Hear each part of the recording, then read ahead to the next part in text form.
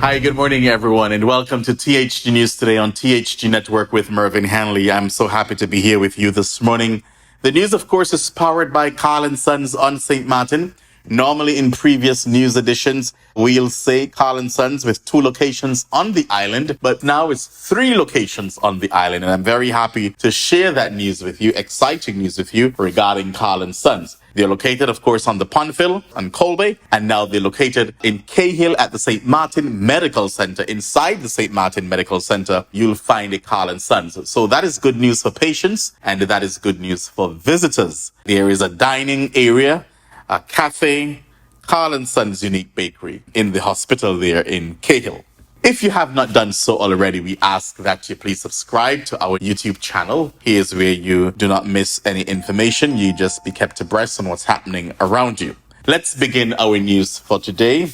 Mikyle Louis, an exceptionally promising right-handed batsman from St. Kitts, has been selected to the West Indies Test cricket team. This marks a historic moment as Mikyle's debut in the upcoming Test series against rivals England will be the first time a player from St. Kitts has made it to the senior West Indies side. St. Kitts and Nevis stands proud with his selection to the Test side. And this is a report from the Win FM News. Mikyle Louis, after smashing centuries in consecutive innings at his home ground in Warner Park in the recently concluded West Indies first-class tournament. Mikyle's selection follows a domineering performance in his maiden West Indies first-class tournament. While playing for the Leeward Islands Hurricanes, over 14 innings, he accumulated 682 runs at an average of 48.71. His impressive run tally included 3 centuries, with 2 of those centuries coming in a single match at his home ground, Warner Park, early in the tournament.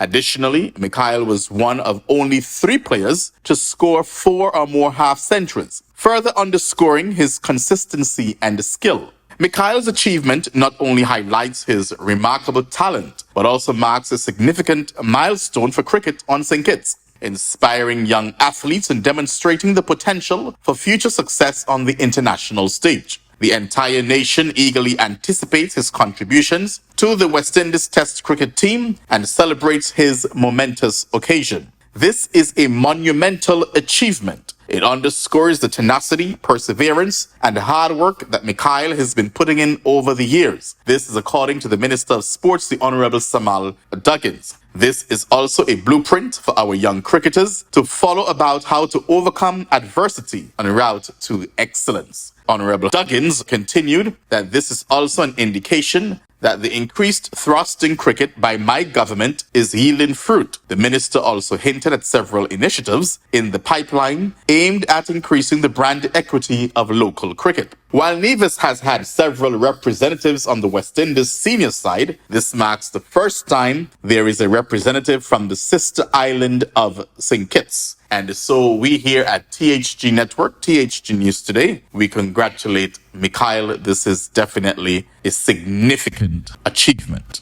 We move now to news out of Grenada. The Grenada government says it has recorded 382.2 million EC dollars in revenue last year from not the Treasury, not from taxpayers, but from the Citizenship by Investment program that was recently branded as the Investment Migration Agency Grenada, IMA. Under the CBI program, foreign investors are granted citizenship of the island in return for making a substantial investment in the socio-economic development of Grenada. The Ministry of Finance, in a statement posted on its website, noted the fiscal report for December 2023 showed that the targeted amount for the year from the Citizenship by Investment program was 316 million EC dollars, but the actual amount of revenue earned through the program was $382.2 million, surpassing the 149.2 million EC dollars earned in 2022. That's a whopping significant increase. The quarterly CBI reports provided a breakdown on the revenue for government, developers, and agents, as well as the number of citizens approved and or denied by the cabinet. A review of the January to December 2023 quarterly CBI reports shows that the cabinet had approved 4,764 new citizens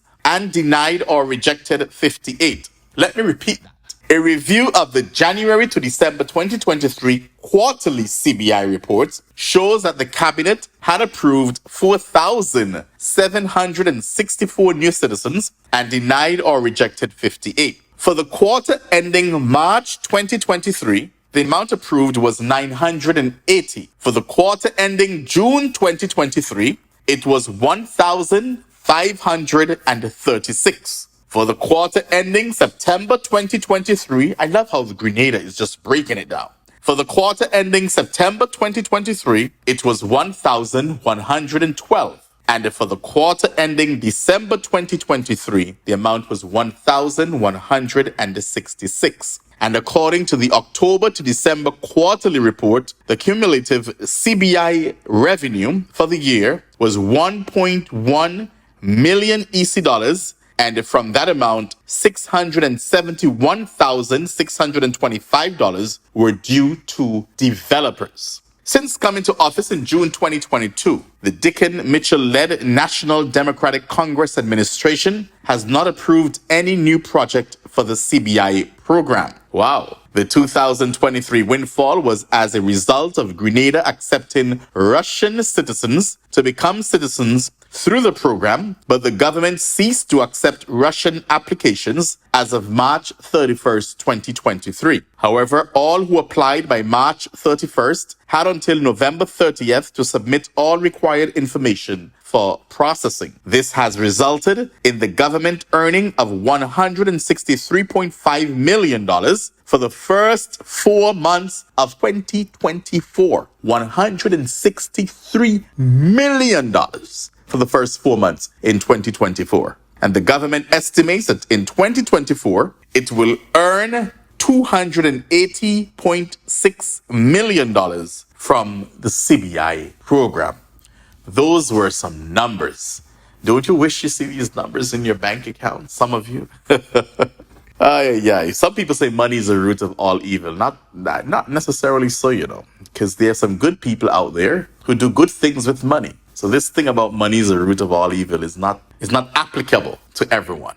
Now, finally, in our news this morning, out of the British Virgin Islands, Miami. Hey, we're talking about who? Former Premier Andrew Fahie. So what's up with him? We haven't heard about him in a few months now. So what's going on with Andrew Fahie? Here's the latest. Former Premier of the British Virgin Islands, Andrew Fahie, has once again requested a delay in his sentencing, currently scheduled for June 25th. His attorney, Theresa Van Vruut, filed a motion citing a scheduling conflict as the reason for the postponement, proposing a new date of August 5th, 2024. Fahie was arrested in April 2022 and found guilty in February 2024 on multiple charges, including conspiracy to import cocaine and money laundering. The undesigned counsel has developed a personal conflict that cannot be rescheduled for January 25th, Van Vruut wrote in court documents. In her statement to the court, Fahie's attorney emphasized that Fahie had been advised of the request and concurred. She added that both the prosecution and Fahie's co-counsel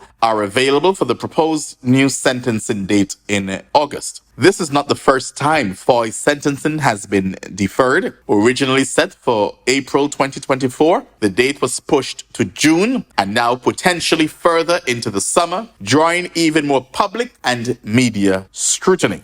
Fahie has been involved in the pre-sentencing activities, including an in-depth interview on March 5th and preparing objections to the draft pre-sentencing investigation report, which is now due by June 7th. The former premier's trial and the subsequent developments continue to spark debates around governance and ethical conduct in the British Virgin Islands.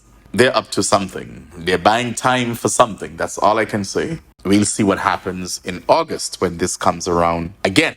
Ladies and gentlemen, viewers and listeners, much has been said about what's going on in St. Kitts. There's a lawsuit filed by Philippe Martinez and MSR Media under the RICO Act. RICO. You can Google that and see what that is all about. And it surrounds the citizenship by investment. I will just say this. Philippe Martinez, yes, I understand. It's good for transparency and it's good that all that is taking place and we want to know what's going on with the CBI and all of that. But I cannot side with someone who is trying to bring St. Kitts and Nevis to its knees, right? I cannot side with someone who's trying to bring St. Kitts and Nevis to its knees in this lawsuit. I consider them the enemy of the state. The same way Vladimir Putin of Russia, enemy of the state to the United States, I think that MSR Media and Philippe Martinez, enemy of the state to the Federation of St. Kitts and Nevis.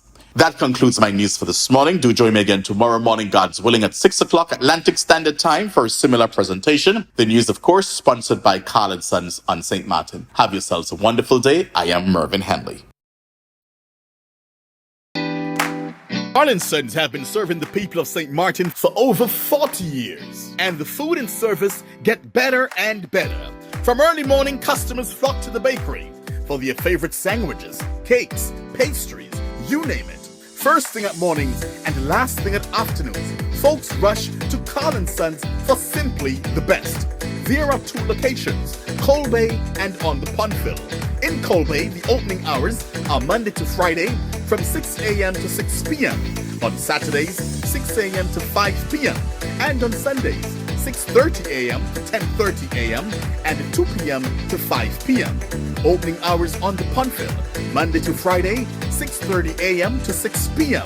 Saturday and Sunday, 6:30 a.m. to 1 p.m. We also cater for weddings, parties, special events, whatever the occasion. It's Carl & Sons. Our staff, we are always happy to serve you.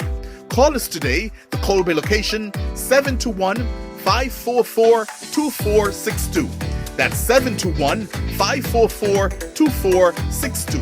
Or in Phillipsburg, 721-543-1059. That's 721-543-1059. It's Carl & Sons Bakery. We are here to serve you.